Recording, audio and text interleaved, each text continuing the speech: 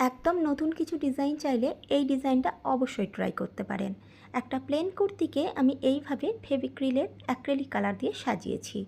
এক ঝলকে দেখলে এটাকে একটা গুজরাটি স্টিচ বলে মনে হবে, কিন্তু এটা স্টিচ না, সম্পূর্ণ হাতে আঁকা। 2 নম্বর ফ্ল্যাট ব্রাশ আমি ইউজ করেছি, আর রং হিসেবে ব্যবহার করেছি ফেভিক্রিলের ডিপ পার্পল বা মেজেন্ডা কালার। যেহেতু বেশ কালারটা আমার লাইট গ্রিন, তার সাথে ম্যাচ করে আমি এই রংটাই পছন্দ করেছি। হাতে, বুকে এবং এই বর্ডারটা আমি রেখেছি।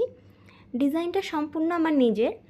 আর এই ধরনের ডিজাইনের যদি টিউটোরিয়াল ভিডিও চান তাহলে অবশ্যই আমাকে কমেন্ট করে জানাতে পারবেন।